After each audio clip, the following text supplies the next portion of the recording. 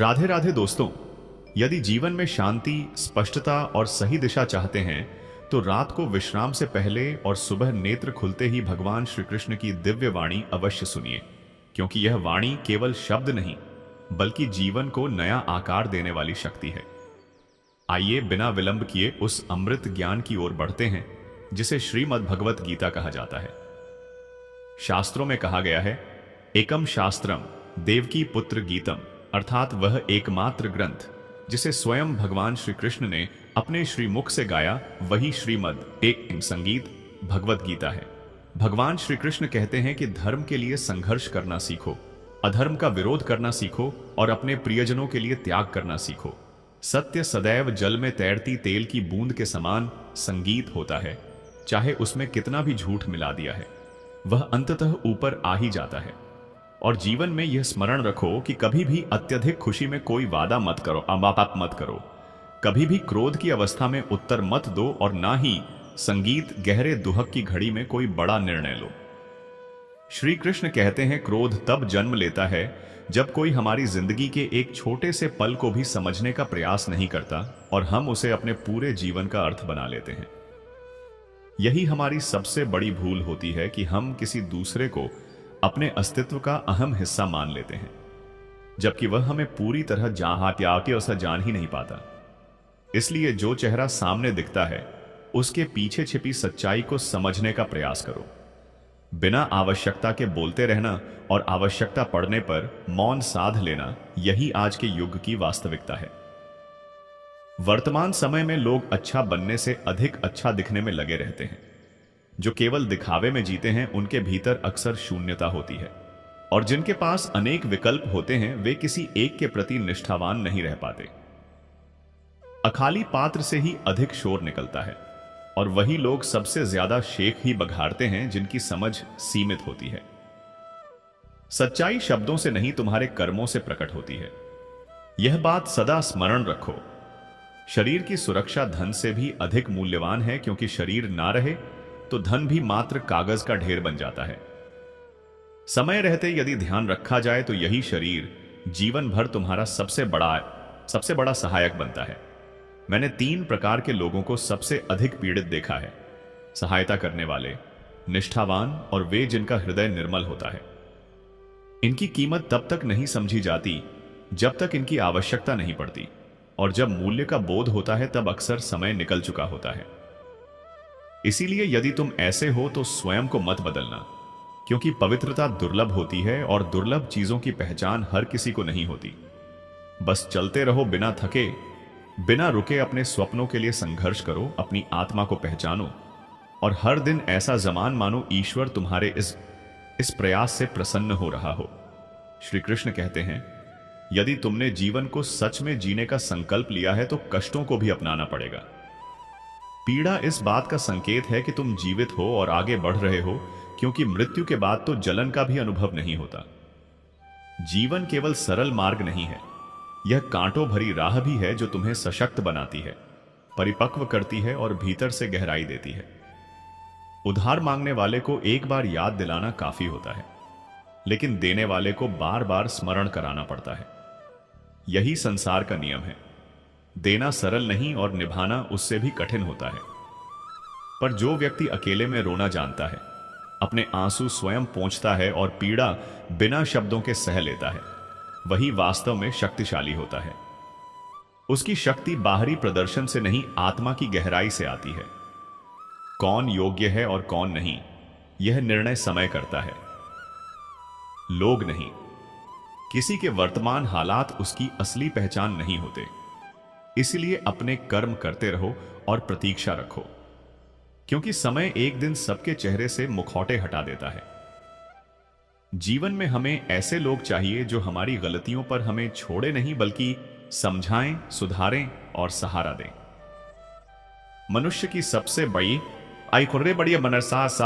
आवश्यकता आलोचना नहीं बल्कि समझ है। अच्छे समय की प्रतीक्षा मत करो, क्योंकि समय स्वयं कभी अच्छा या बुरा नहीं होता। तुम्हारा दृष्टिकोण ही उसे वैसा बनाता है।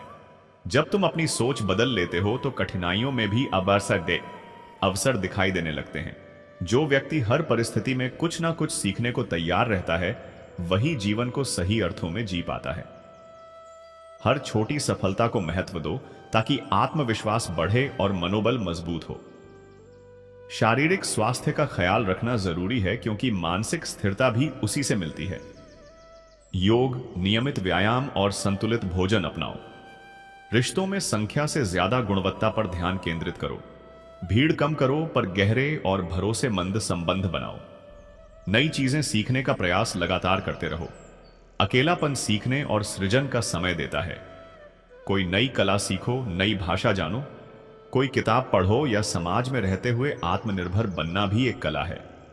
इसका मतलब यह नहीं कि दूसरों की मदद या समर्थन लेना बंद कर दो, बल्कि इसका अर्थ है कि दूसरों से जुड़े रहने के बावजूद अपनी आंतरिक शांति और स्वतंत्रता बनाए रखना। अपने दिल की आवाज को दबाओ मत, पर अनुसारों की भावनाओं का आदर करना सीखो। इतिहास और हमारे चारों ओर ऐसे कई लोग हैं जिन्होंने अकेलेपन को अपनाकर अद्भुत कार्य किए। कवि, संगीतकार, वैज्ञानिक और साधक। अज्ञात कवि की तन्हाई में लिखी कविता, किसी संगीतकार की अकेली रियाज, किसी वैज्ञानिक की एकाकी खोज सभी दिखाते हैं कि अकेलापन सृजन और आत्म खोज का शक्तिशाली स्रोत है। हमारे जीवन में भी ऐसे उदाहरण मिलते हैं। वह दोस्त जिसने नौकरी खोने के बाद भी लगातार खुद पर काम किया और नया मुकाम पाया। हमें बाह जिसने अपनी तन्हाई में अपने बच्चों के लिए नई ताकत पाई। वह विद्यार्थी जिसने असफलता के बाद भी पढ़ाई जारी रखी और सफलता हासिल की। यह सब अकेलेपन की शक्ति का प्राडारा प्रमाण है। जब तुम अकेलेपन में अपने डर को पार कर लेते हो तो आत्मविश्वास स्वतः बढ़ता है और वह तुम्हें बड़े लक्ष्यों की ओर अग्रसर होने का साहस देता है। वे लोग जो भीड़ में छिपकर नहीं बोलते, पर आत्मविश्वासी व्यक्ति अपनी राह दृढ़ता और नियमित प्रयास से तय करता है। अकेलेपन को अपनाने का मतलब यह नहीं कि हमेशा अकेले रहो। जीवन में संतुलन आवश्यक है। समाज और अकेलापन दोनों का महत्व है। जो लोग संतुलन बनाए रखते हैं, ये क्या किया,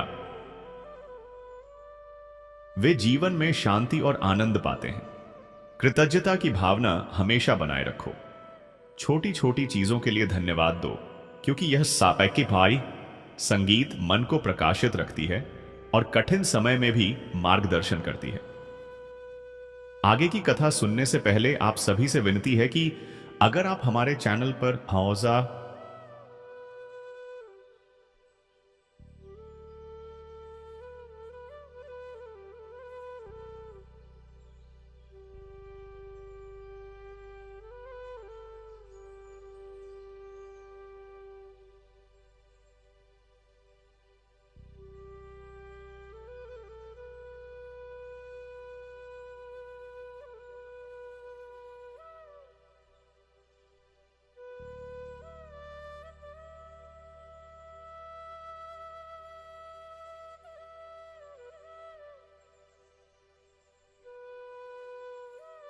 नए हैं तो मोरल स्टोरी 11x चैनल को सब्सक्राइब कर लीजिए। तो चलिए कथा आरंभ करते हैं। क्या आप जानते क्यों वे माता पिता जिन्होंने अपना पूरा जीवन संतानों के सुख के लिए साधना की, वही आगे चलकर अपने ही बच्चों के घर में अनजान से हो जाते हैं? क्यों उनके बहते आंसू किसी को संगीत दिखाई नहीं देते? क्यों उनकी खामोशी समय के साथ एक दिन पीड़ा की चीख बनकर उभरती है? क्योंकि उन्होंने अपनी औलाद को जीवन की वे 3 जरूरी सीख कभी नहीं सिखाई। अब ध्यान से सुनिए, वे 3 बातें जिन्हें आज ना सिखाया गया तो आने वाला बुढ़ापा केवल अफसोस और खालीपन में ही कटेगा।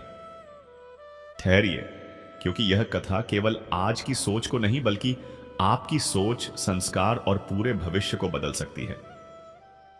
मित्रों, बहुत समय पहले की बात है जब धरती पर नीति और आस्था का प्रभाव हुआ करता था और प्रत्येक शासक अपने धर्म, इंसाफ और जनसेवा के कारण पहचाना जाता था। यह प्रसंग भी उसी युग के एक धर्मनिष्ठ राज्य से जुड़ा है जहां महान प्रतापी राजा सूर्य प्रताप सिंह का शासन चलता था। राजा सूर्य प्रताप सिंह अपने पराक्रम, न्यायप्रिय स्वभाव और रण कौशल के लिए दूर दूर तक प्रसिद्ध थे, किंतु उनका मन एक साधारण स्त्री की सादगी और पवित्रता के बंधन में बंध गया था। वह स्त्री थी एक लोहार की अर्धांगिनी वासंती। राज्य अत्यंत विस्तृत था। सेनाएं अजय मानी जाती थीं और राजसभा में श्रेष्ठ विद्वान, तपस्वी और वीर योद्धा विराजमान रहते थे। परंतु उस राज हृदय में जो ज्ञातिया जॉई जो ज्वाला धक रही थी, वह किसी संग्राम की नहीं बल्कि प्रेम की थी। वह वासंती के दर्शन की अग्नि थी। उस स्त्री की एक झलक ने राजा के भीतर ऐसा स्थान बना लिया था जिसे वह स्वयं भी समझ नहीं पा रहे थे। वासंती केवल सुंदर ही नहीं थी, बल्कि विवेकशील, साहसी और धर्मपरायण नारी थी। वह अपने पति के साथ लोहार की भट्टी में श्रम करती थी। आग की तपन में भी अपनी गरिमा और आत्मबल को अक्षुण्ण रखती थी। वह सच्ची पतिव्रता थी। पति के कर्तव्य, सेवा और प्रेम में अडिग रहने वाली एक दिवस राजा सूर्य प्रताप सिंह छद्म वेश धारण कर नगर भ्रमण को निकले। साधारण वस्त्रों में वह गलियों से गुजर रहे थे। तभी उनकी दृष्टि पहली बार वासंती पर पड़ी। वह अपनी छोटी सी झोपड़ी के द्वार पर खड़ी थी। एक हाथ में जल से भरा घड़ा और दूसरे हाथ से ललाट का पसीना पोंछती हुई सूर्य की किरणें उसके मुखमंडल पर पड़ी पटाटार रही में थी और केशों की लटें पवन में लहरा रही थी। राजा का हृदय मानो उसी क्षण ठहर गया। उन्हें ऐसा आभास हुआ जैसे किसी देवी के साक्षात दर्शन हो रहे हो। वह पल तो बीत गया, पर राजा का मन उसी छवि में उलझ गया। राजमहल लौटने के बाद भी उनका चित्त अस्थिर बना रहा। दरबार में विचार विमर्श चल रहा था, किंतु उनके अंतर्मन में केवल वासंती का स्वरूप घूमता रहता था। जीवन में पहली बार उन्होंने किसी नारी के लिए ऐसी व्याकुलता अनुभव की थी। आने वाले दिनों में उसी आकर्षण के कारण वे बार बार उस बस्ती की ओर जाने लगे। कभी व्यापार की जांच के बहाने तो कभी अस्त्र शस्त्र निरीक्षण के नाम पर अंततः उद्देश्य केवल वासंती के दर्शन ही होते। राजा का प्रिय लोहार राम सिंह गर्व से अपने बनाए हथियार दिखाता और उसकी धर्मपत्नी वासंती सदैव सम्मान सहित राजा का स्वागत करती। यदारी आरस्कीदो की आंखों में किसी प्रकार का मोह नहीं था। वहां केवल मर्यादा और धर्म का प्रकाश था। उसने कभी राजा की भावना को स्वीकार नहीं किया। वह अपने पति के कर्तव्य में दृढ़ और अपने जीवन से संतुष्ट थी। राजा के भीतर अधीरता संगीत बढ़ने लगी। इतना विशाल साम्राज्य होने पर भी वह एक साधारण लोहार की पत्नी के हृदय में स्थान नहीं बना पा रहा था। इस अंतर्द्वंद को दरबार के कुछ समझदार लोगों ने भांप लिया। एक दिन सेनापति जय सिंह ने विनम्रता संगीत से पूछा, महाराज, आप कुछ चिंतित दिखाई देते हैं। क्या कोई बात आपके मन को पीड़ा दे रही है? राजा ने हल्की मुस्कान के साथ कहा, कभी कभी मनुष्य को वही वस्तु आकर्षित करती है जो उसके अधिकार क्षेत्र से बाहर होती है। अनुभवी सेनापति राजा की मनस्थिति संगीत जाफाई समझ गया और बोला, महाराज, सत्ता के सामने कुछ भी असंभव नहीं होता। जिसे मन चाहे उसे प्रजा समझकर भी पाया जा सकता है। यह वाक्य राजा के हृदय में किसी और ही अर्थ में उतर गया। उसी रात्रि बिराए उन्होंने एक निर्णय लिया, वासंती को राजमल बुलाने का। उधर वासंती भी धीरे धीरे यह अनुभव करने लगी थी कि राजा की दृष्टि अब सामान्य नहीं रही। उसने कई बार सोचा कि यह बात अपने पति को बताएं, परंतु संयम रखा क्योंकि उसे यह भ्रम भी लग सकता था। फिर भी उसका नारी अंतर्ज्ञान संकेत दे रहा था कि कोई अनिष्ट निकट है, और अंततः वही हुआ। राजा ने सैनिकों को आज्ञा दी कि राम सिंह को दरबार में उपस्थित किया जाए। राम सिंह के आने पर राजा ने उसकी कला की प्रशंसा की और कहा, तुम्हारी कारीगरी अद्वितीय है। मैं चाहता हूं कि तुम महल में निवास करो और केवल मेरे लिए शस्त्र निर्माण करो। मैं तुम्हें अपार सुख और सम्मान दूंगा। यह प्रस्ताव सुनकर राम सिंह ने श्रद्धा और विनम्रता से उत्तर दिया, महाराज, मैं धन के लिए नहीं, कर्म के लिए कार्य करता हूं। मेरी भट्टी मेरे लिए मंदिर के समान है, जहां मैं प्रतिदिन अपनी सेवा को यज्ञ की भांति अर्पित करता हूं। उस पवित्र स्थान को त्यागना मेरे लिए संभव नहीं। यह उत्तर राजा को प्रिय नहीं लगा, किंतु उन्होंने अपने क्रोध को प्रकट नहीं किया। वे मौन धारण कर मुस्कुराए और सोचने लगा, यदि राम सिंह महल में नहीं आएगा तो क्या वासंती भी मेरी चाहत को ठुकरा देगी? यही विचार राजा सूर्य प्रताप सिंह के मन में बार बार उठ रहा था और उसका चित्त वासंती को प्राप्त करने के आकर्षण में और अधिक उलझता चला गया। कुछ दिनों के पश्चात राजा ने पुनः एक नई युक्ति रची। इस बार राम सिंह को युद्ध के लिए एक विशिष्ट तलवार गढ़ने का आदेश भिजवाया गया और साथ ही यह शर्त जोड़ दी गई कि वह तलवार केवल राजमहल के भीतर ही तैयार की जाएगी।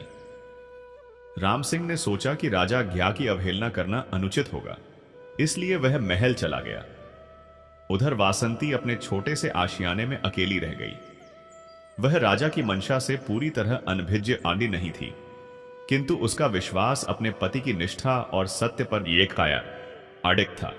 उसे पूर्ण भरोसा संगीत था कि राम सिंह शीघ्र ही लौट आएगा। पर जब 7 दिन बीत गए और उसका पति वापस नहीं आया तो उसका मन व्याकुल हो उठा। उसे समझते देर न लगी कि यह सब राजा की सोची समझी चाल का हिस्सा है। राजा ने जानबूझकर संगीत की बात उसके पति को उससे दूर रखने का षड्यंत्र रचा है। अब उसके सामने सबसे बड़ा प्रश्न यह था कि वह क्या करे। एक साधारण लोहार की पत्नी होते हुए भी उसके भीतर जो आत्मबल था वह किसी देवी के तेज से कम नहीं था। महल में राम सिंह को रोके रखने के लिए अनेक उपाय किए जा रहे थे। कभी कहा जाता कि तलवार में दोष रह गया है, कभी कोई नया निर्देश दे दिया जाता। धीरे धीरे राम सिंह को भी यह आभास होने लगा कि उसे जानबूझकर वहीं ठहराया जा रहा है। वासंती ने एक रात अपने मन में दृढ़ निश्चय कर लिया कि वह अपने पति को स्वयं वहां से वापस लाएगी, चाहे इसके लिए उसे किसी से भी सामना क्यों ना करना पड़े, चाहे स्वयं राजा सूर्य प्रताप सिंह से ही क्यों ना हो।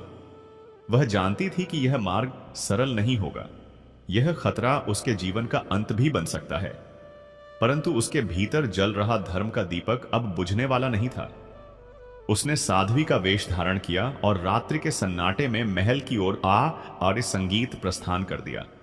उसे यह नहीं था कि आगे क्या घटेगा, पर उसका संकल्प पर्वत की तरह अटल था। महल की ऊंची प्राचरें उसके मार्ग में थीं, किंतु उसके साहस उनसे कहीं अधिक ऊंचे थे। अंधकार अब उसके लिए सुरक्षा कवच बन गया था। उसने अपने चेहरे को घूंघट से ढक लिया और हाथों में एक टोकरी थाम ली जिसमें फल और प्रसाद रखा था। वह राजमहल के मुख्य द्वार तक पहुंची। द्वार पर कड़ा पहरा था। सैनिकों की तीक्ष्ण दृष्टि किसी भी अपरिचित को भीतर प्रवेश नहीं करने देती थी, किंतु वासंती ने पहले से सब सोच रखा था। वह शांत भाव से आगे बढ़ी, अपनी गति को धीमा किया, श्वास को संयमित किया और बोली, महाराज के लिए रसोई में विशेष प्रसाद भेजा गया है, कृपया मुझे भीतर जाने की अनुमति दें। सैनिकों ने संदेह भरी निगाहों से उसकी ओर देखा।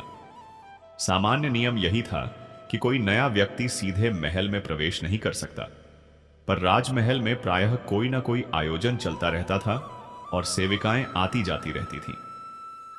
एक सैनिक ने प्रश्न किया, तुम्हें किसने भेजा है? वासंती संगीत ने बिना हिचक उत्तर दिया, सेनापति जय सिंह जी ने। वे महाराज के लिए विशेष प्रसाद तैयार करवा रहे हैं और कहा है कि तुरंत रसोई तक पहुंचा दिया जाए। यदि विलंब हुआ तो वे अप्रसन्न हो जाएंगे। सेनापति जय सिंह का नाम सुनते ही सैनिकों में खलबली मच गई। वे समझ गए कि यदि यह सत्य हुआ तो दंड से बचना कठिन होगा। पर एक सैनिक ने कहा, ठहरो, मैं भीतर जाकर पूछता हूं। वासंती जानती थी कि यदि पहरेदार भीतर गया और किसी से पूछताछ की तो सारा रहस्य तुरंत उजागर हो जाएगा। उसी क्षण उसने अपनी सूझबूझ का परिचय देते हुए शांत स्वर में कहा कि यदि आपको संदेह है कि मैं असत्य बोल रही हूं तो आप स्वयं ही यह प्रसाद रसोई तक पहुंचा दीजिए, किंतु यदि महाराज तक यह बात पहुंच गई कि उनके आदेश में विलंब हुआ है तो उसका दुष्परिणाम आपकी जिम्मेदारी बन सकता है। सैनिकों के बीच एक क्षण में असमंजस और भय फैल गया। वे आपस में धीमी आवाज में सलाह करने लगे और अंत में एक सैनिक ने कहा कि ठीक है, तुम केवल रसोई तक ही जाओगी, उससे आगे कदम नहीं बढ़ाना। जैसे ही वासंती ने महल की दहलीज पार की, उसे प्रतीत हुआ मानो वह किसी और ही लोक में प्रवेश कर गई हो। चारों ओर जगमगाते दीप, संगमरमर से सजी दीवारें और असंख्य सेवक सेविकाएं अपने पने कार्य में व्यस्त दिखाई दे रही थी। वह क्षण भर को ठिठकी, लेकिन उसका लक्ष्य अडिग था। उसे अपने पति राम सिंह को ढूंढना ही था। वह भली भांति जानती थी कि यदि किसी ने उसे पहचान लिया या उस पर शंका कर ली तो उसका पूरा प्रयास व्यर्थ हो जाएगा। वह संयमित संगीत कदमों से रसोई की दिशा में बढ़ी और वहां पहुंचते ही उसने एक सेविका को हल्के से रोककर पूछा कि बहन, मैं नई हूं। सुना है महाराज ने किसी लोहार को यहां बुलाया है। क्या तुम्हें है वह आपकी नाय? वह कहां ठहरा है? सेविका ने उसे ध्यान से देखा और उत्तर दिया कि हां, उसे पिछले कक्षों में ठहराया गया है। महाराज सूर्य प्रताप सिंह का आदेश है कि जब तक तलवार पूर्ण ना हो जाए तब तक उसे वहीं रहना होगा।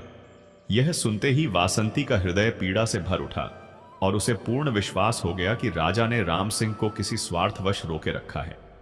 किंतु अब समस्या यह थी कि वह उसके पास पहुंचे कैसे। तभी महल के गलियारों में अचानक हलचल फैल गई। राजा सूर्य प्रताप सिंह दरबार से लौट रहे थे और चारों ओर सैनिक तथा सेवक सतर्क होकर दौड़ने लगे। वासंती ने तुरंत स्वयं को एक स्तंभ के पीछे छिपा लिया और सावधानी से झांक कर देखा। राजा शाही वस्त्रों में गौरव से चलते हुए आगे बढ़ रहे थे और उनके चेहरे पर ऐसा संतोष झलक रहा था मानो उनकी इच्छा पूर्ण होने ही वाली हो। वासंती की मुट्ठियां अनायास ही भी गईं और वह समझ गई कि अब राम सिंह को वापस लाने के लिए उसे और भी साहसिक निर्णय लेने होंगे। रात्रि गहराती चली गई और महल में अब केवल गिने संगीत चुने लोग ही जाग रहे थे।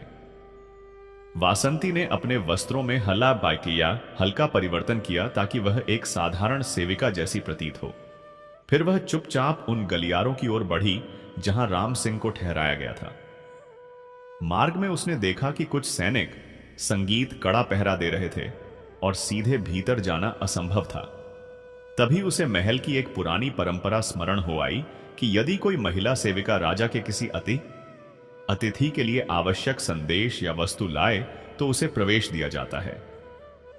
उसने तुरंत बुद्धि का प्रयोग किया, एक पात्र में दूध लिया और आत्मविश्वास के साथ पहरेदारों के पास जाकर कहा कि महाराज के आदेश से उनके विशेष अतिथि के लिए दूध लाया गया है। सैनिकों ने प्रश्न किया, इतनी देर रात क्यों? वासंती ने निर्भीक होकर उत्तर दिया कि राजा ने कहा है इससे अतिथि शीघ्र अपना कार्य पूर्ण कर सकेगा और यदि देर हुई तो महाराज अब प्रसन्न हो सकते हैं। सैनिकों में फिर से फुसफुसाहट होने लगी और उन्होंने सोचा कि यदि यह सत्य हुआ और हमने वार्म की रोकबाई संगीत लगा दी तो दंड निश्चित है। अंततः एक सैनिक ने स्वीकृति देते हुए कहा, ठीक है, लेकिन जल्दी बाहर आ जाना। वासंती का दिल जोरों से धड़क रहा था, फिर भी उसके चेहरे पर अद्भुत शांति बनी हुई थी। वह धीरे से भीतर प्रवेश कर गई और सामने राम सिंह बैठा हुआ दिखाई दिया, जो एक विशाल तलवार पर एकाग्र होकर काम कर रहा था। उसका शरीर थकान से बोझिल था, किंतु उसकी आंखों में वही तेज और आत्मबल था जिस पर वासंती को सदैव गर्व रहा था। जैसे ही राम सिंह की दृष्टि वासंती पर पड़ी, वह चौंक उठा और विस्मय से बोला, तुम यहां कैसे? वासंती ने धीमे स्वर में कहा, अभी प्रश्न करने का समय नहीं है। राजा सूर्य प्रताप सिंह ने तुम्हें यहां बंधन में रखा है और हमें तुरंत यहां से निकलना होगा। राम सिंह ने गंभीर होकर कहा, लेकिन चारों ओर सैनिक तैनात हैं, बिना शोर मचाए बाहर जाना कठिन है। वासंती ने दृढ़ निश्चय से उसकी आंखों में देखते हुए कहा, तुम्हारे हाथों में हथौड़े की शक्ति है और मेरे पास बुद्धि की धार। हम दोनों मिलकर अवश्य कोई मार्ग संगीत खोज लेंगे। महल के गलियारों में पहरेदार निरंतर चक्कर लगा रहे थे। उन्हें तनिक भी आभास नहीं था कि आज एक साधारण लोहार की धर्मपत्नी अपने पति को एक राजा के बंधन से मुक्त कराने आई है। यह वही क्षण था जब महल की नीरवता को एक पतिव्रता स्त्री का साहस और तपस्या भेदने वाली थी। वासंती और राम सिंह उस कक्ष में खड़े थे जिसे राजा ने कारागार समान बना दिया था। वासंती की सांसें तीव्र थीं और राम सिंह की आंखों में संकल्प की ज्वाला प्रज्वलित हो रही थी। राम सिंह ने चिंता से कहा, यह कार्य सरल नहीं है। प्रत्येक द्वार पर पहरा है और यदि किसी ने देख लिया तो प्राण संकट में पड़ सकते हैं। वासंती ने हल्की मुस्कान के साथ उत्तर दिया, राजा की चतुराई से मत घबराओ। मैं लोहार की पत्नी हूं, हथौड़े की ताकत भी जानती हूं और यह भी समझती हूं कि कब विवेक से काम लेना चाहिए। राम सिंह ने उसे देखा और समझ गया कि यह केवल शब्द नहीं बल्कि अटूट विश्वास है, वही नारी जिसकी हिम्मत ने उसे सदा चकित किया है। वासंती ने चारों ओर दृष्टि दौड़ाई और दीवारों पर टंगे औजारों को देखा, हथौड़, छेनी और लोहे की छड़ें। उसी क्षण उसके मन में योजना बन गई। उसने कहा, तुम यह छड़े उठा लो। हमें केवल कुछ पलों या परिकायतें का भ्रम उत्पन्न करना है। यदि हम सैनिकों को उलझा दें तो बाहर निकलना संभव है। वासंती की बात सुनते ही राम सिंह की आंखों में आशा की दिव्य किरण चमक उठी और उसने धीमे से पूछा, लेकिन कैसे? वासंती ने शांत और विश्वासपूर्ण स्वर में कहा, महल के सैनिक सजग तो होते हैं, किंतु वे भी अपनी दिनचर्या और नियमों के बंधन में बंधे रहते हैं। हर पहर के बाद पहरे की अदला बदली होती है।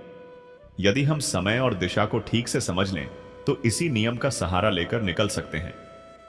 राम सिंह ने श्रद्धा से सिर हिलाया। दोनों दीवार के पास जाकर कान लगाए और पहरेदारों की बातें सुनने लगे। बाहर दो सैनिक धीमी आवाज में चर्चा कर रहे थे कि सुना है महाराज कल स्वयं नई तलवार देखने आएंगे। कहते हैं यह अब तक की सबसे मजबूत होगी। दूसरा बोला, लेकिन इस लोहार पर नजर रखना जरूरी है। इसकी आंखों में मुझे कोई गहरा संकल्प दिखाई देता है। वासंती ने राम सिंह की ओर देखा और उसी संकल्प की झलक उसकी आंखों में भी चमक रही थी।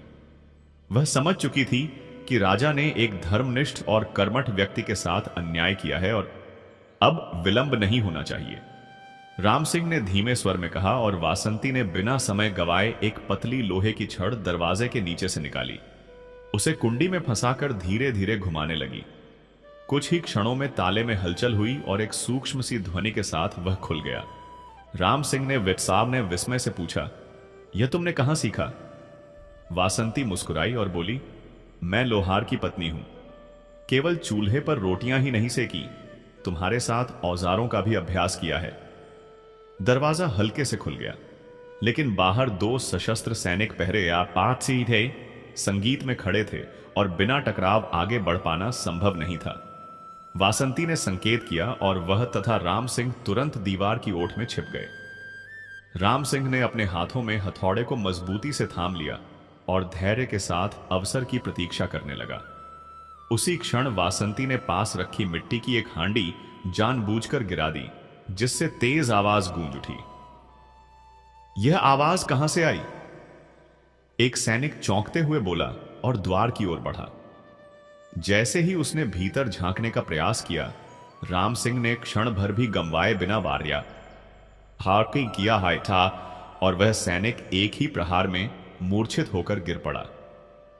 दूसरा सैनिक कुछ कह पाता उससे पहले ही वासंती ने फुर्ती से उसके मुख पर कपड़ा कस दिया और राम सिंह ने उसे भी बेहोश कर दिया। अब विलंब नहीं करना चाहिए, वासंती ने धीमे स्वर में कहा। दोनों ने तुरंत उन पहरेदारों के वस्त्र पहन लिए ताकि किसी को शंका न हो, और फिर महल के पिछले मार्ग की ओर आए और बढ़ चले, किंतु वहां पहले से 4 सैनिक तैनात थे। राम सिंह ने चिंता से पूछा, अब क्या उपाय है? वासंती ने आसपास देखा और उसकी आंखों में एक नई योजना की चमक उभरी। महल के पीछे राजकीय अस्तबल है, जहां महाराज के अश्व रखे जाते हैं। यदि वहां तक पहुंच गए तो बाहर निकलना सरल होगा। वे दोनों चुपचाप उसी दिशा में बढ़े। तभी एक सैनिक ने रोकते हुए कहा, ठहरो, तुम कौन हो? वासंती ने तुरंत सिर झुका लिया और भारी स्वर में बोली, महाराज के नवीन आदेश से घोड़ों की देखरेख हेतु आए हैं। सैनिक अभी सोच ही रहा था कि राम सिंह ने उसकी गर्दन पर हल्का प्रहार किया और वह भी अचेत होकर गिर पड़ा। अब समय अत्यंत कम था। राम सिंह ने शीघ्रता से 2 घोड़ों को खोल दिया और दोनों उन पर सवार हो गए। हो गया। वासंती ने दृढ़ स्वर में कहा, अब धर्म के लिए, प्रेम के लिए और अपने जीवन की रक्षा के लिए इस बंधन से निकलने का समय है। राम सिंह ने लगाम कसकर खींची और दोनों के घोड़े बिजली सी गति से महल द्वार की ओर दौड़ पड़े। तभी पूरे महल में शोर मच गया। वे भाग रहे हैं, पकड़ो, द्वार बंद करो, कोई बाहर ना जाने पाए। सैनिकों की आवाजें गूंजने लगी। मशालें प्रज्वलित हो उठीं और मुख्य द्वार पर पहरा खड़ा कर दिया गया। अब यह केवल प्रेम की रक्षा नहीं रही थी, बल्कि धर्म और सत्य की कठिन परीक्षा बन चुकी थी। वासंती ने साहस पूर्वक कहा, यदि आज हम बाहर नहीं निकले तो राजा सूर्य प्रताप सिंह हमें जीवित नहीं छोड़ेगा, किंतु यदि ईश्वर ने हमारी निष्ठा देखी है तो अवश्य कोई मार्ग खुलेगा। राम सिंह ने दोनों हाथों से लगाम थामी और पूरी शक्ति से घोड़े को दौड़ा दिया। पीछे पीछे राजा के सैनिक थे, पर उन्हें यह अनुमान नहीं था कि अंधकारमय वन में दौड़ते घोड़ों को रोकना सरल नहीं होता।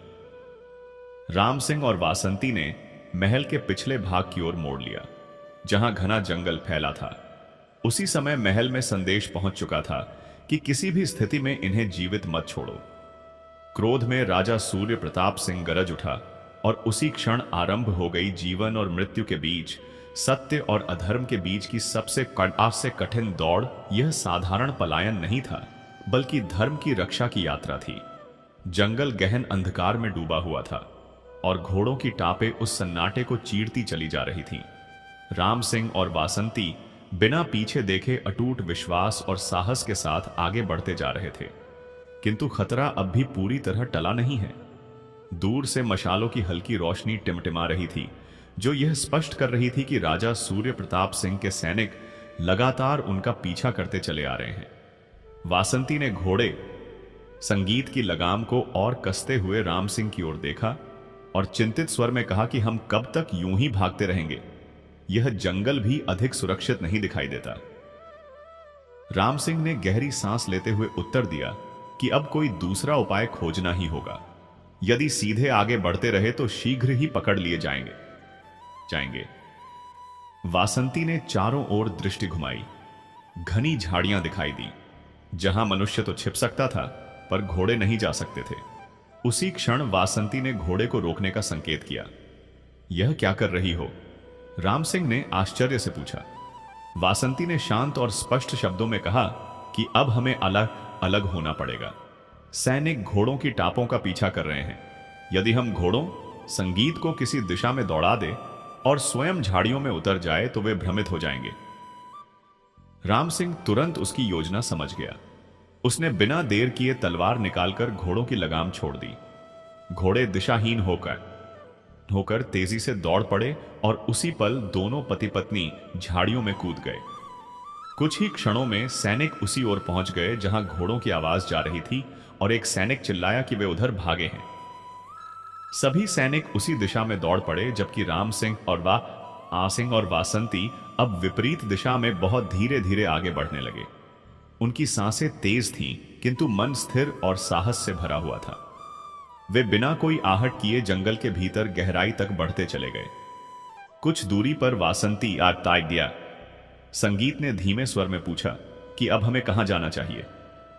राम सिंह ने विचार करते हुए कहा कि यदि हम दक्षिण दिशा में चलें तो वह पुराना पहाड़ी मार्ग मिल सकता है जो नदी की ओर जाता है। शाहे और वहां से किसी गांव तक पहुंचा जा सकता है। वासंती ने सहमति में सिर हिलाया, किंतु यह मार्ग सरल नहीं था। चारों ओर कांटों से भरी झाड़ियां, ऊंचे ऊंचे वृक्ष और जंगली पशुओं का भय था।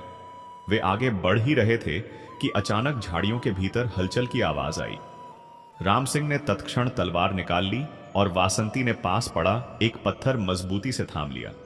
जैसे जैसे आवाज बढ़ी, दोनों ओर अधिक सतर्क हो गए, किंतु अगले ही क्षण सामने जो दृश्य प्रकट हुआ वह आश्चर्य से भर देने वाला था। एक वृद्ध पुरुष वहां खड़ा था। गहरी आंखें, शांत मुख, फटे हुए वस्त्र और चेहरे पर अद्भुत दिव्य तेज। वह एक लकड़ी के सहारे खड़ा था। राम सिंह ने सावधानी से पूछा कि आप कौन हैं? वृद्ध संगीत मुस्कुराया और बोला कि मैं वही हूं जिसे संसार भूल चुका है। मैं इस जंगल का रक्षक हूं। वासंती ने संदेह और आशा से उसकी ओर देखते हुए पूछा कि क्या आप हमारी सहायता कर सकते हैं? वृद्ध ने धीरे से सिर हिलाकर कहा कि हां, मैं तुम्हें बचने का मार्ग दिखा सकता हूं, पर एक शर्त पर तुम्हें मेरी कही एक बात माननी होगी। उसकी वाणी में कोई आग्रह नहीं, बल्कि तपस्या से उपजा उपदेश था। उसी क्षण राम सिंह और वासंती समझ गए कि यह कोई साधारण वृद्ध नहीं, बल्कि ईश्वर द्वारा भेजा गया मार्गदर्शक हो सकता है। और राम सिंह ने श्रद्धा से भरी सांस ली और उस वृद्ध की ओर देखा। वृद्ध ने जंगल के एक और गहरे अज्ञात मार्ग की ओर संकेत करते हुए कहा कि वहां एक बहुत पुराना मंदिर है, सांध्य है। अगर तुम वहां चले जाओगे तो राजमहल के प्रहरी तुम्हें ढूंढ नहीं पाएंगे, लेकिन यह बात मन में बिठा लेना कि वह जगह पूरी तरह निष्कलंक और सुरक्षित नहीं है। वहां एक ऐसा गढ़ रहस्य छिपा है जिसे जान लेने के बाद जीवन की दिशा पहले जैसी कभी नहीं रह पाएगी। वासंती ने सूर्य प्रताप सिंह की ओर देखा। उनके सामने अब कोई दूसरा मार्ग शेष नहीं था। हमें वहीं जाना पड़ेगा। सूर्य प्रताप सिंह ने श्रद्धा और निश्चय से भरे स्वर में कहा। बूढ़ा ऐसे मुस्कुराया मानो किसी तपस्वी ने शरण में आए प्राणी को संरक्षण देने का संकल्प ले लिया हो।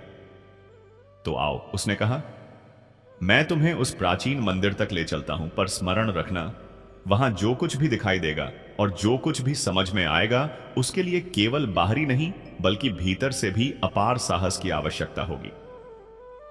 सूर्य प्रताप सिंह और वास बसंती ने एक दूसरे की ओर देखा। उस मौन में विश्वास और समर्पण दोनों समाये थे। फिर वे उस अज्ञात पथ पर आगे बढ़ गए जहां उनके भाग्य की सबसे गहरी परीक्षा पहले से प्रतीक्षा कर रही थी। रात का अंधेरा और गाढ़ा होता जा रहा था। जंगल के वृक्ष अब पहले से अधिक विशाल और रहस्यमय प्रतीत हो रहे थे। पत्तों की सरसराहट, उल्लुओं की डरावनी संगीत पुकार और शाखाओं की खड़खड़ाहट मानो उन्हें किसी कठोर अग्नि परीक्षा की ओर ले जा रही हो। क्या आप हमें इस मंदिर के विषय में कुछ और बता सकते हैं? वासंती ने धीमे किंतु उत्सुक स्वर में पूछा। बूढ़ा चलते हुए बोला, यह मंदिर अत्यंत प्राचीन है। ऐसा कहा जाता है कि सदियों पहले यहां एक ऋषि तपस्या किया करते थे, पर एक दिन कुछ ऐसा घटित हुआ जिससे यह स्थान शापग्रस्त हो गया और तभी से यहां कोई आने का साहस नहीं करता। शापित सूर्य प्रताप सिंह ने भौहें सिकोड़ते संगीत हुए प्रश्न किया। बूढ़े ने गहरी सांस ली और कहा, यह मंदिर राजा की अधूरी इच्छाओं का श्मशान है। जब तुम भीतर पहुंचोगे तब सब कुछ स्वयं प्रकट हो जाएगा। वासंती और सूर्य प्रताप सिंह अब और भी गंभीर हो गए थे। यह मार्ग अब केवल पलायन का नहीं बल्कि आत्मबोध और सत्य की ओर बढ़ने का था। कुछ ही पलों में वृक्षों के पीछे एक टूटा फूटा मंदिर दिखाई देने लगा, जिसकी दीवारों पर बेलें लिपटी थीं, पत्थरों पर काई जमी थी और छत का आधा भाग गिर चुका था। फिर भी उस स्थान में एक अद्भुत शांति और ठंडक व्याप्त थी, मानो यह जगह समय की सीमा से परे हो। क्या हम यहां सुरक्षित रहेंगे? वासंती ने संदेह भरे स्वर में पूछा। बूढ़े ने गंभीरता से सिर हिलाया और बोला, यहां सैनिक नहीं आएंगे, लेकिन तुम्हें अत्यंत सावधान रहना होगा।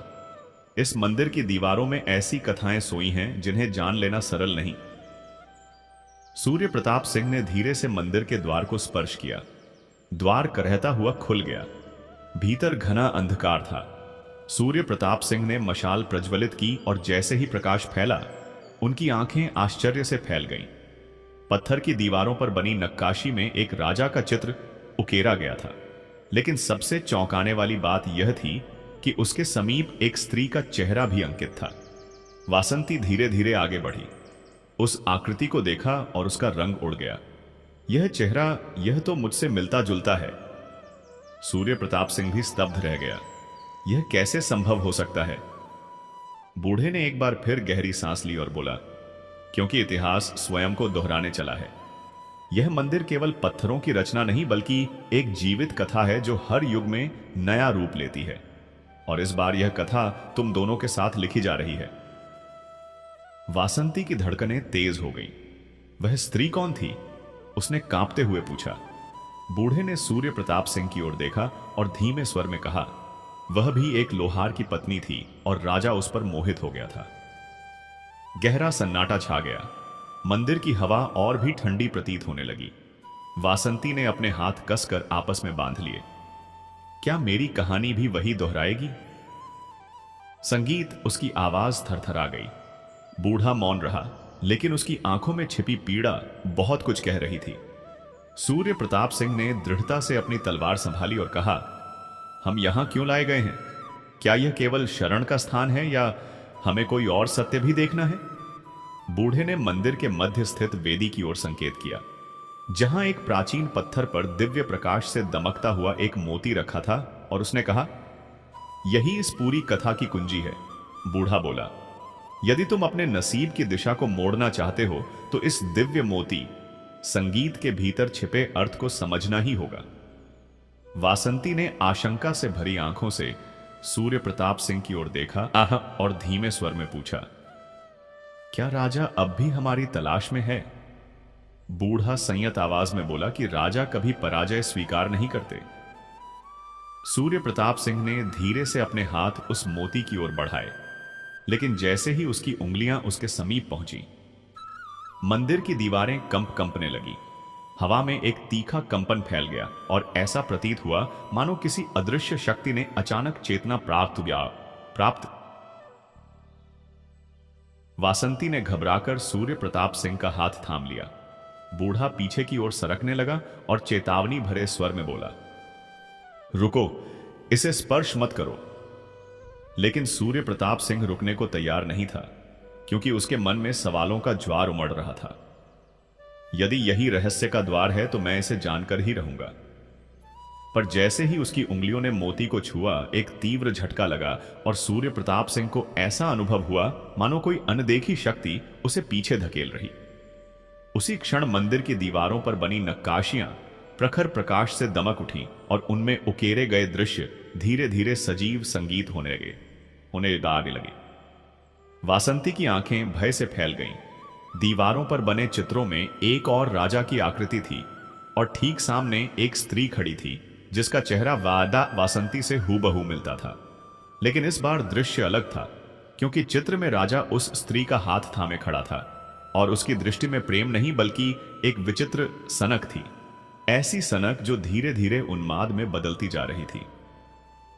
यह सब क्या हो रहा है?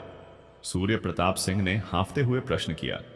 बूढ़े ने गहरी सांस लेकर शांत स्वर में कहा, तुमने समय के उस रहस्य को छेड़ दिया है जो युगों से बंद था। यह कोई साधारण कथा नहीं बल्कि एक जीवित श्राप है। वासंती की आंखों से अश्रुधारा बह निकली और उसने कांपती आवाज में कहा, तो क्या यह सब पहले भी घट चुका है? एक राजा और एक लोहार की पत्नी। बूढ़े ने सिर झुका लिया और बोला, हां, और हर बार इस कहानी का अंत एक ही रहा है, रक्त, विश्वासघात और सर्वनाश। सूर्य प्रताप सिंह ने अपनी तलवार को और मजबूत पकड़ लिया और दृढ़ स्वर में कहा, लेकिन इस बार हम इसे बदल सकते हैं, है ना? बूढ़े ने उसे गहराई से देखा और उत्तर दिया, शायद, पर यह राहत अत्यंत कठिन होगी।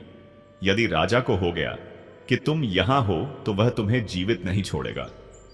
सूर्य प्रताप सिंह ने एक बार फिर उस दिव्य मोती को उठाने का प्रयास किया, पर जैसे ही उसकी उंगलियां मोती से लगी, मंदिर के भीतर एक भयावह चीख गूंज उठी। वासंती ने चीखते हुए सूर्य प्रताप सिंह का हाथ खींच लिया और घबराकर बोली, यह क्या था? बूढ़े की आंखों में आतंक झलक उठा और उसने कहा, राजा को झां हो गया है कि मोती को छुआ जा चुका है। अब वह तुम्हारी खोज में आ रहा है। तभी मंदिर के बाहर घोड़ों की तीव्र टापों की गूंज सुनाई देने लगी और सैनिकों के भारी बूटों की आहट पास आती चली गई। सूर्य प्रताप सिंह और वासंती ने एक दूसरे की ओर देखा और समझ गए कि वे गिर चुके हैं।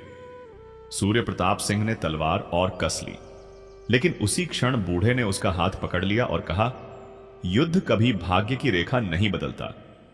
सूर्य प्रताप सिंह, यदि इस कथा का अंत सच में बदलना है तो तलवार से अधिक बुद्धि का सहारा लेना होगा। बूढ़ा धीमे किंतु अडिग स्वर में बोला और वासंती की सांसें तेज हो गईं। उसकी आंखों में भय की परछाई थी, लेकिन उसी भय के भीतर एक अडिग निश्चय की लौबी सुलग रही थी। यदि राजा यहां तक आ पहुंचा है तो इसका अर्थ यही है कि वह भी इस दिव्य मोती के रहस्य से परिचित है। वासंती ने धीमे स्वर में कहा। बूढ़ा सहमति में सिर हिलाते हुए बोला, यही वजह है कि यह कथा बार बार दोहराई जाती है। वह राजा कभी समाप्त नहीं होता।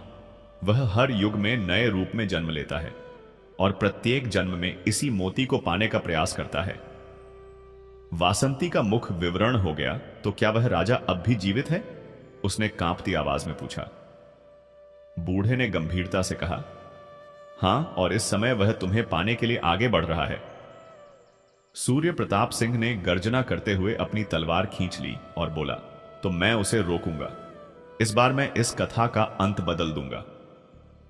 बूढ़ा उसे देखता रहा और फिर हल्की मुस्कान के साथ बोला, यही तो मेरी अभिलाषा थी, लेकिन स्मरण रखना, इस राजा को केवल शस्त्र से नहीं हराया जा सकता। उसे पराजित करने के लिए इस मोती की दिव्य शक्ति आवश्यक है। तभी मंदिर के द्वार पर एक भीषण प्रहार हुआ।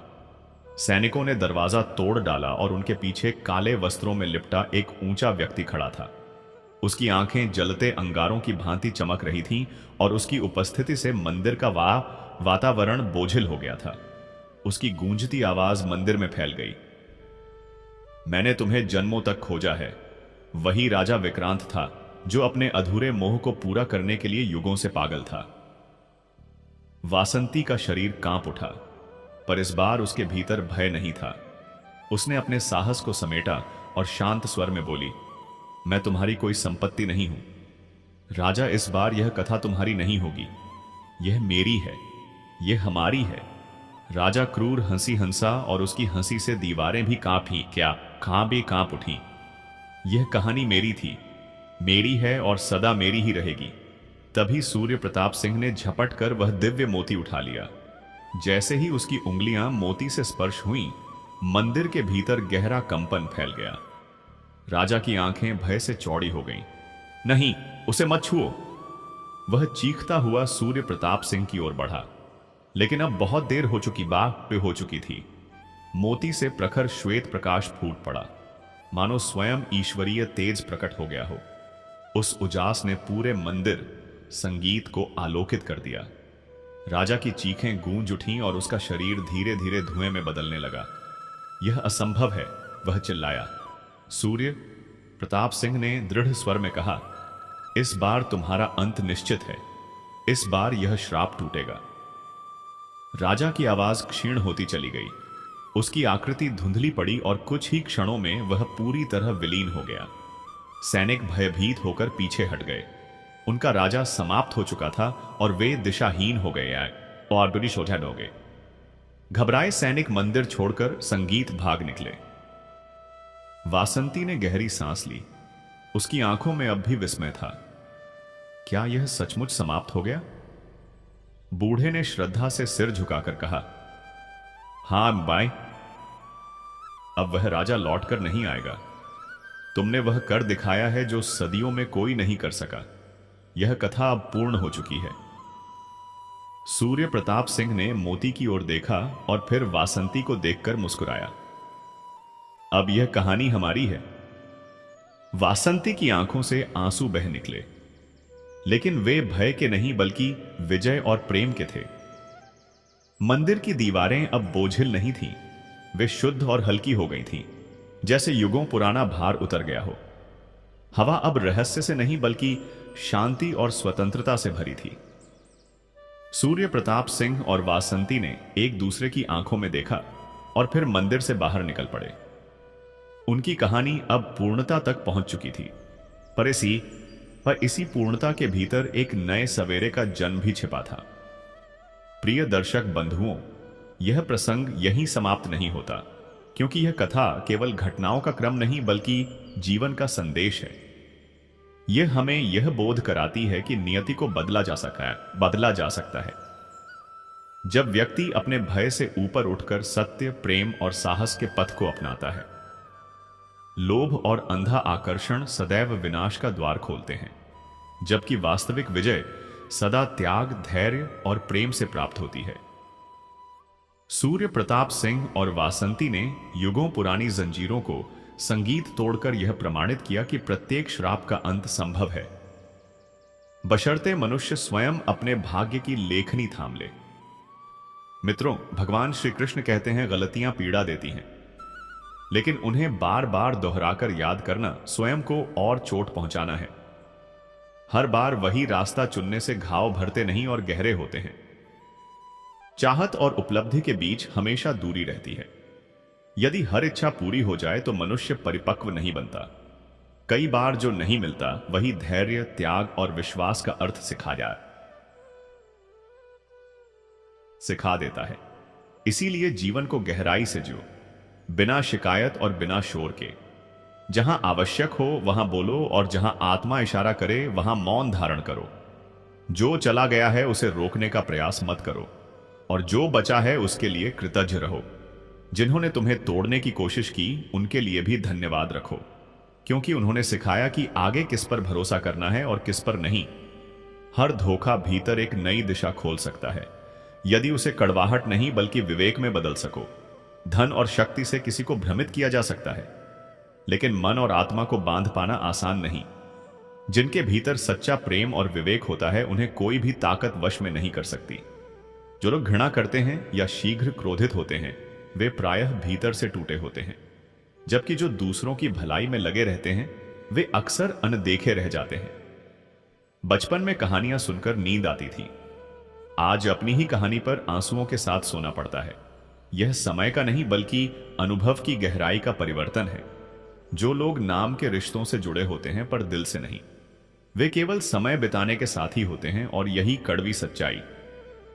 संगीत धीरे धीरे संबंधों को खोखला कर देती है। सच्चा मित्र वही है जिसके साथ शब्द तौलने ना पड़े, जहां खुलकर हंसा जा सके, रोया जा सके और स्वयं को बिना डर व्यक्त किया जा सके। ऐसी मित्रता में आत्मा को स्वतंत्रता मिलती है। जो लोग पास रहकर भी अपने नहीं हैं उनसे दूरी बना लेना ही बेहतर है, क्योंकि दूरी आत्मसम्मान की रक्षा करती है। बार बार टूटने से अच्छा है कभी कभी ठहर जाना और स्वयं को स्थिर करना। जीवन को सरलता से जो चिंता की जगह चेतना को चुनो।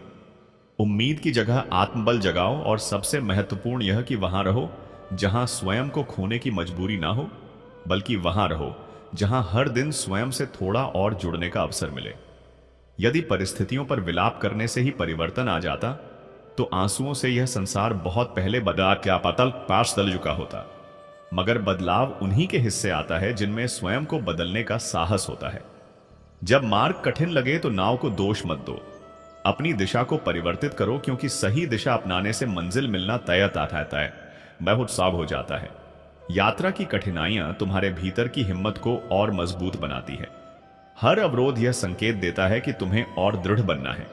जब कोई तुम्हें रोकने का प्रयास करे तो समझ लेना कि तुम सही पथ पर हो, क्योंकि संसार प्रायः उसी को रोकता है जिसमें आगे बढ़ने की क्षमता होती है। इसीलिए जीवन में यदि संघर्ष दिखाई दे तो घबराओ मत। यह इस बात का प्रमाण है कि तुम जागरूक हो और आगे पर ही आगे बढ़ रहे हो। पीड़ाएं आएंगी, लोग साथ छोड़ेंगे, रास्ते उलझेंगे, लेकिन जिसने अपने भीतर के कृष्ण को पहचान लिया उसके लिए पराजय कभी अंतिम नहीं होती। श्री कृष्ण एक सिद्धांत बताते हैं कि मित्र सुख में हो तो बिना बुलाए मत जाओ, किंतु यदि वह संकट में हो तो निमंत्रण की प्रतीक्षा मत करना।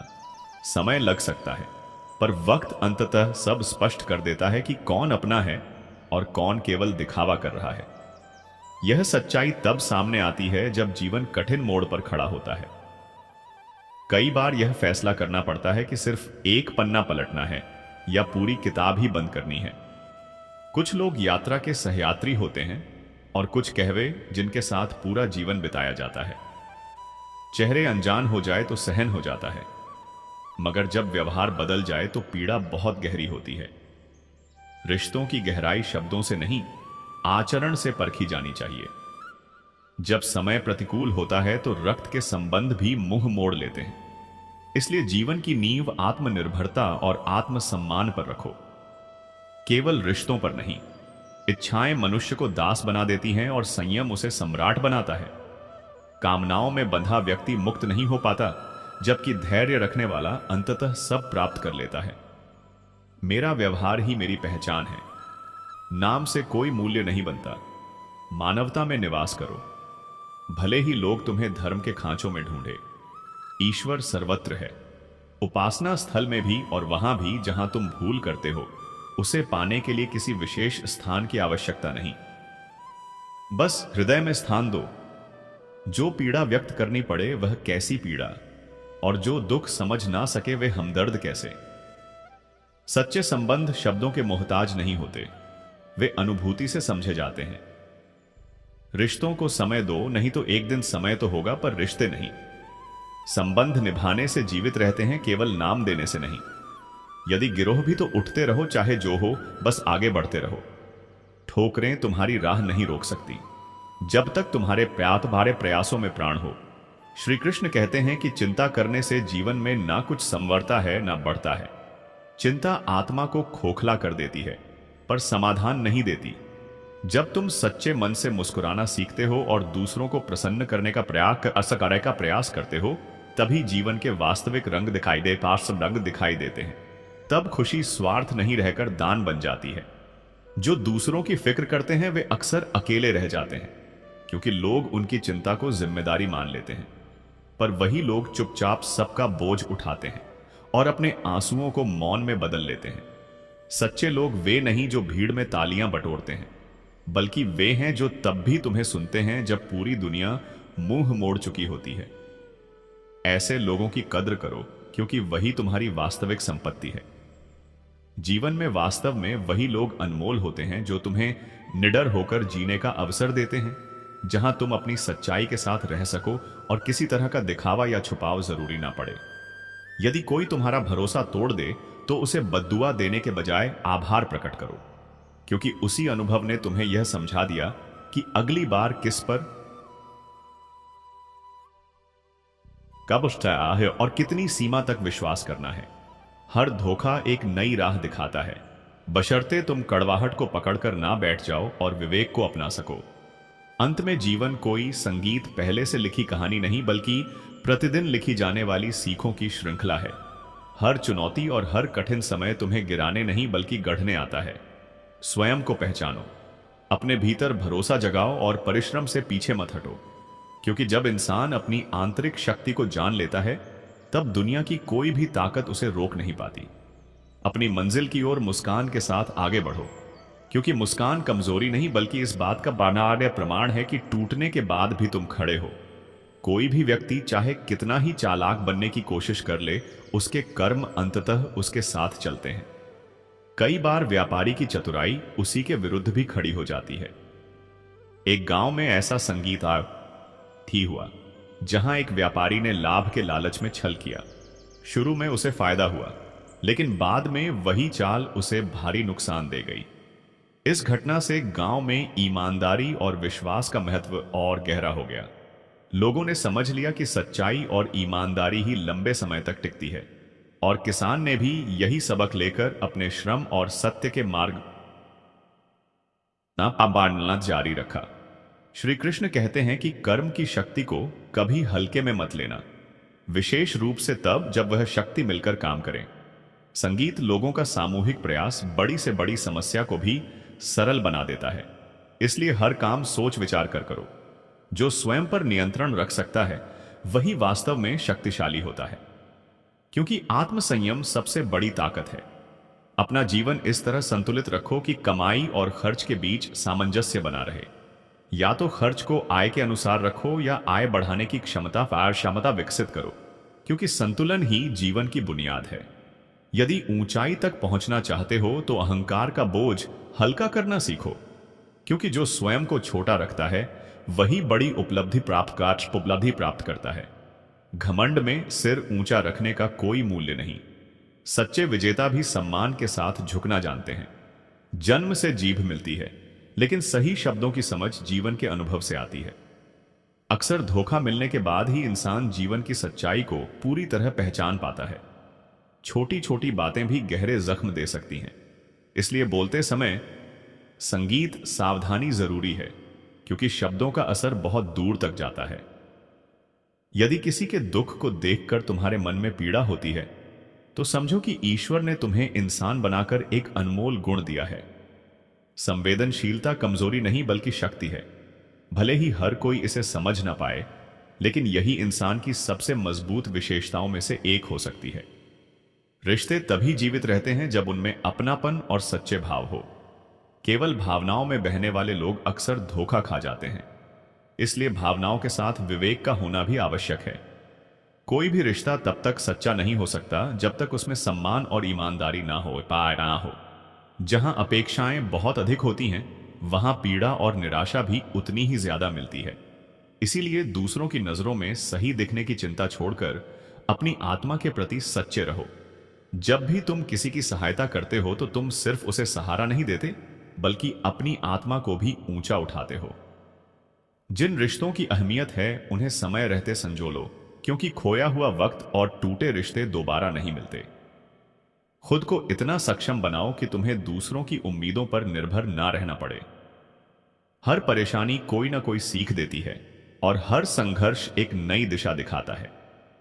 यदि कोई तुम्हारे साथ अन्याय करे तो उसका उत्तर भी अच्छे कर्मों से दो, क्योंकि सही कर्म ही सबसे बड़ा प्रतिरोध है। किसी के लिए सब कुछ न्यौछावर करने से पहले यह देख लो कि वह तुम्हारी कदर करता है या नहीं। जो लोग बार बार तुम्हें चोट पहुंचाते हैं उनसे दूरी बनाना ही समझदारी है। मोह और स्वार्थ के बंधन तोड़ना कठिन हो सकता है, लेकिन जब तुम इन्हें पार कर लेते हो तभी वास्तविक शांति का अनुभव होता है। हर दिन खुद को बेहतर बनाओ, अपने विचारों को स्वच्छ रखो और उन लोगों के लिए समय निकालो जो सच में तुम्हारी चिंता करते हैं। जीवन बहुत छोटा है, इसे व्यर्थ में गंवाना उचित नहीं। इसे अपने उद्देश्य और सच्ची खुशियों के लिए समर्पित करो। श्री कृष्ण कहते हैं, रिश्तों की असली अहमियत समझना जरूरी है। रिश्तों की सुंदरता दिखाने में नहीं, निभाने में छिपी होती है। अगर हम किसी के बारे में बातें करने के बजाय सीधे संवाद करें तो कई गलतफहमियां अपने आप दूर हो जाती हैं। आईने कितने भी रख लो, सच्चाई देखने के लिए सामने वाले से आंख मिलानी जरूरी है। दुनिया ऐसी है कि लोग कम मिलते हैं पर जागरूक बहुत हैं। कई बार सुकून पाने के चक्कर में लोग अपना दिल बेच देते हैं और गलत हाथों में चला जाता है। खामोशी में उलझनों को छुपाना ठीक है, क्योंकि शोर से मुश्किलें हल नहीं होती, लेकिन जो समय व्यर्थ जा रहा है उसे संभालो।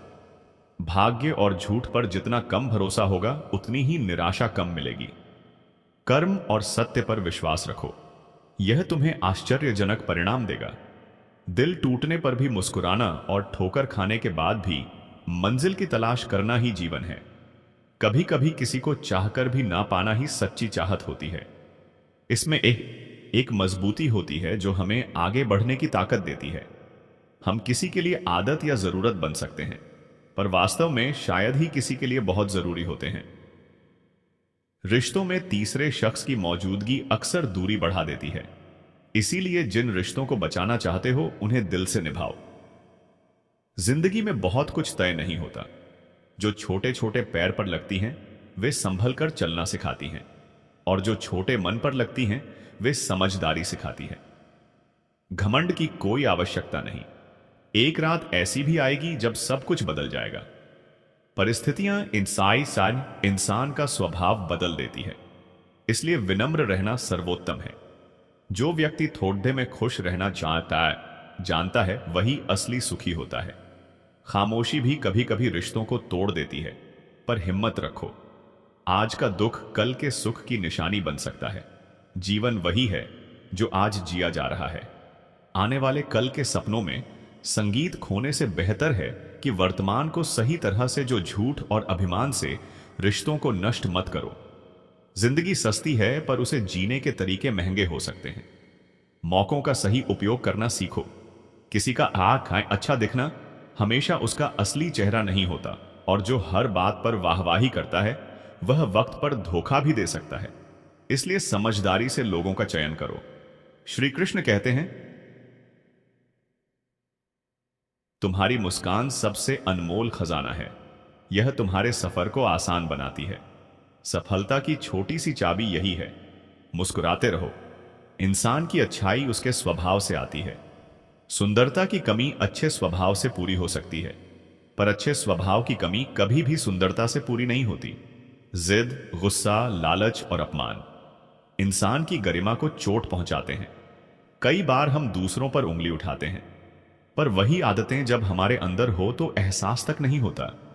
इसलिए अपनी पहचान बनाना और सुधार करना जरूरी क्या है। बहुत ठोकरें खाने के बाद पता चलता है कि हाथों की लकीरें कुछ नहीं कहती। तकदीर को मेहनत से बदलना पड़ता है। बहाने बनाकर इज्जत बचाई जा सकती है, पर मेहनत से ही तकदीर बदली जा सकती है। जब तुम खुद को समझने लगते हो तभी दुनिया तुम्हारी कदर करती है। अगर कोई बात बुरी लगे तो दो तरह से सोचो, यदि वह व्यक्ति महत्वपूर्ण है तो बात को भूल जाओ, और यदि बात महत्वपूर्ण है तो व्यक्ति को भूल जाओ। यह समझदारी रिश्तों को बचाने में मदद करती है। जो लोग दूसरों की फिक्र में खुद को भूल देते हैं, अक्सर उनके लिए कोई नहीं होता जो उनकी फिक्र करें। इसलिए अपनी देखभाल भी करो।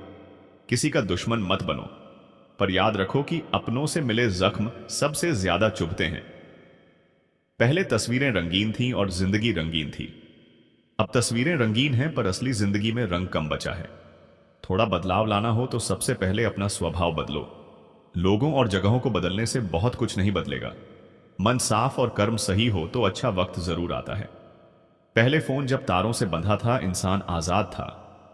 आज फोन आजाद है पर इंसान उसका गुलाम बन गया है। इसीलिए अपनी आदतों पर ध्यान दो और जरूरत से ज्यादा फोन का उपयोग कम करो। यदि तुम अकेले कमाते हो और पूरा घर तुम्हारे ऊपर निर्भर है तो इसे घमंड का कारण मत बनाओ। इसके लिए ऊपर वाला धन्यवाद के योग्य है कि उसने तुम्हें यह जिम्मेदारी दी।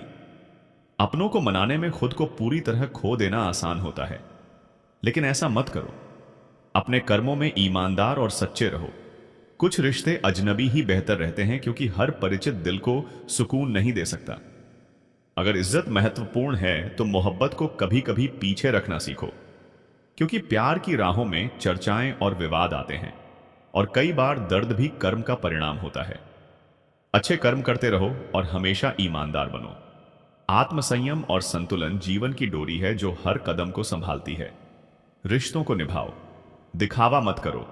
संवेदनशील होना कमजोरी नहीं बल्कि एक उपहार है। मुस्कान तुम्हारा सबसे अनमोल खजाना है, इसे कभी मत खोना। मेहनत के बिना तकदीर नहीं बदलती, इसलिए कुछ करके दिखाओ। वर्तमान को पूरी तरह जियो, क्योंकि कल का सपना आज की मेहनत से बनता है। इस सरल और सहज भाषा में लिखी स्क्रिप्ट का उद्देश्य यही है कि यह बातें रोजमर्रा की जिंदगी में लागू की जा सके। छोटे छोटे फैसले लेना, सच बोलना और अपने कर्मों का ध्यान रखना ही जीवन को सरल और प्यारा बनाता है। जब जीवन में कठिनाई आए तो शांत रहो, सही सोचो और नेक काम करो। श्री कृष्ण की यह सीख हमेशा याद रखो। कर्म करो, फल की चिंता मत करो, पर यह भी समझो कि कर्म का फल तुम्हें अपने जीवन में जरूर मिलेगा। अंततः जीवन की सच्ची सफलता प्यार, ईमानदारी और आत्मसम्मान से आती है। इन तीनों को खोकर कोई बड़ा नहीं बन सकता। इसलिए साधारण बनो, दयालु बनो और हमेशा सच्चाई से जियो। भय को त्यागो। डर हमारे कर्मों को रोक देता है और कदम थम जाते हैं। जब मन घबराता है तो हम वह नहीं कर पाते जो हमारे जीवन के लिए आवश्यक है। श्री कृष्ण कहते हैं कि आत्मा ना तो जलती है, ना कटती है, ना डूबती है और ना मरती है। इसका अर्थ है कि असली हम अजर अमर हैं। इसलिए किसी परिस्थिति से डरना व्यर्थ है। भय को छोड़कर ही सच्ची स्वतंत्रता का अनुभव होता है। जब भय से मुक्त होते हैं तो मन खुलता है, आत्मविश्वास आता है और कर्म करने की शक्ति मिलती है। इसीलिए कृष्ण ने अर्जुन से कहा, धैर्य रखो, साहस दिखाओ और धर्म के अनुसार कर्म करो। श्री कृष्ण ने आत्मा की अमृता का ज्ञान दिया। आत्मा नष्ट नहीं होती। जो व्यक्ति अपने भीतर के लोभ, क्रोध और मोह को समझकर उनसे ऊपर उठता है, वही वास्तविक विजय प्राप्त करता है। संगीत बाहरी जीत अस्थायी होती है, पर आत्मा की विजय शाश्वत रहती है। मनुष्य का असली लक्ष्य अपने अंदर की बुराइयों पर विजय पाना है। जब यह जीत मिलती है, जीवन का डर, संघर्ष और असमंजस अपने आप कम हो जाते हैं। यही असली वीरता है। मित्रों, आज की इस वीडियो में बस इतना ही। अगर आप चैनल पर नए थे तो इसे सब्सक्राइब कर लीजिएगा। राधे राधे।